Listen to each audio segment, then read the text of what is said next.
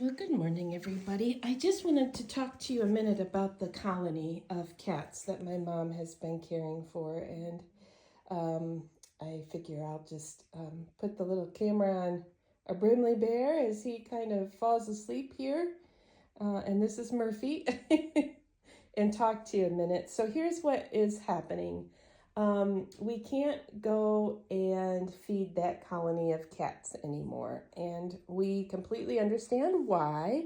There's a house there that we've been using as a base to feed the cats. It's kind of like an abandoned house, but it's not going to be abandoned anymore. Somebody has bought the house and is remodeling it. And yesterday, a very kind man who bought the house reached out to my mom and understandably asked that we stop feeding cats there in that yard. And he was very respectful and very nice. So um, please don't be angry at him for asking. Put yourself in his position. If I moved into a place with a huge colony of cats, I'd be thrilled, but I'm not your normal person. Anyway, my mom explains to him that we have been trying to find his contact information, but couldn't, and that essentially the house next door, an older gentleman is the one that started this colony.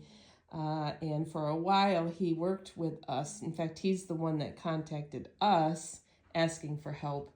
But then something changed, and if I had to guess, it's dementia related. And he said, I don't want you on my property anymore, and started calling the cops and all of that good stuff. This is the old man that lives next door.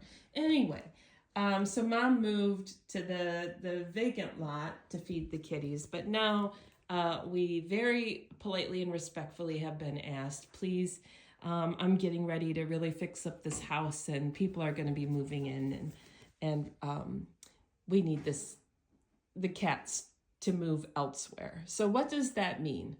Well, what that means is if you live on J Street and any of those cats belong to you, it probably would be best to keep them inside, or at the very least have a collar on them, because probably in this next week or so, we're gonna attempt to trap some cats and get them into barns.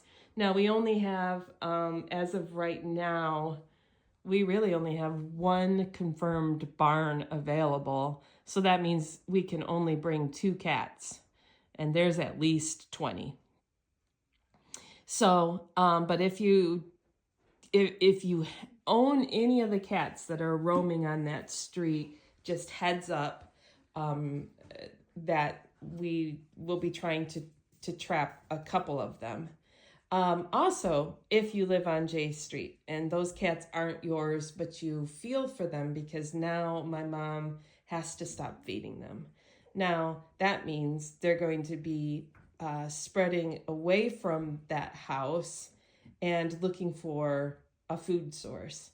If you live on that street and you're willing to put a bowl of crunchy food out for any of these cats, and you could use some cat food, we would be more than happy to drop off a big bag of food like this for you.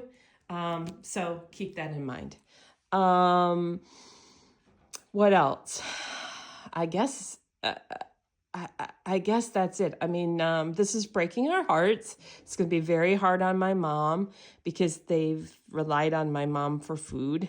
But we completely understand that that the person that bought this house can't have all of these cats congregating around his house. So it's where we are right now. Now, if you're listening to this and you say, you know what, I have a barn and I could take a couple of cats, then definitely reach out. Also, I will say, it's we're a little stretched right now with just more than anything, energy.